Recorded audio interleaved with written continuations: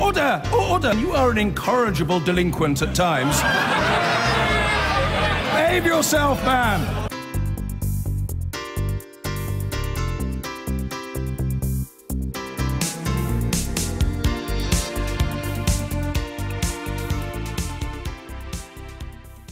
Waiting for an operation in Wales, you might be in luck, but more than 3,500 people have been on the list for more than a year, a figure that's risen over 400% since 2013.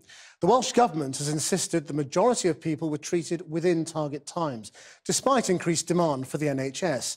Our Home Affairs correspondent Andy Davis reports. You just can't believe it. Beside his ample collection of painkillers, Graham Dunlop, a mortgage advisor from Abergavenny. He hasn't worked for 8 months now while waiting for surgery. The judo instructor has a cyst on his spine. The pain at times, he says, has been utterly debilitating.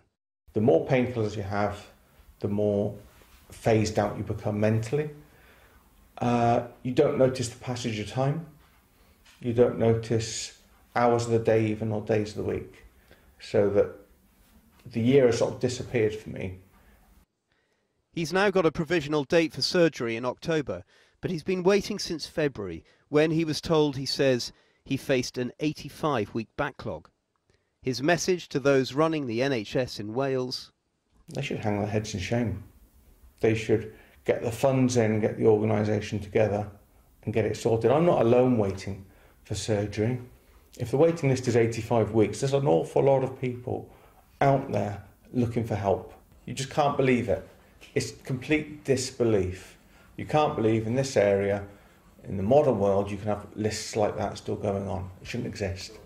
Graham Dunlop is among a growing list of people in Wales waiting more than a year for surgery. A list 5 times bigger than it was 4 years ago, according to Freedom of Information data requested by the Royal College of Surgeons. These figures show a steep rise in the number of patients in Wales waiting more than a year for surgical treatment, up from 699 in 2013 to more than 3,500 this year. Take trauma and orthopaedics, for instance. Those waiting more than a year numbered just 39 4 years ago. This year, it was nearly 2,500. There are significant waiting lists in England, but on this 12-month measure, Wales has more patients waiting than in the whole of England, despite having a population 17 times smaller. And because in Wales a Labour government runs the NHS, it's fertile political territory for the Tories. Well, they're horrendous. I mean, 400% increase in the number of people in Wales waiting for a surgical procedure over 12 months. That's people who are waiting in agony, in pain, with no certainty that that procedure is going to be undertaken. But given the problems the NHS has had in England under a Tory government, are you, the Tories, in a position to criticise? Very much so. We all recognise that there are huge pressures on the NHS and demand is rising year on year. But here you have a classic example of Welsh Labour turning their back on the Welsh NHS. Why can't you seem to get a grip on this issue when your counterparts in England seemingly can? What's the problem here? I think the Welsh population and our demographics may be one of our factors. It's true that we have a higher proportion of older people, and although all NHS services across the UK will experience some increases in demand, we've seen about a 20% increase in our hospital-based referrals into our system in here, so it's never a static position when we're looking at the waiting times.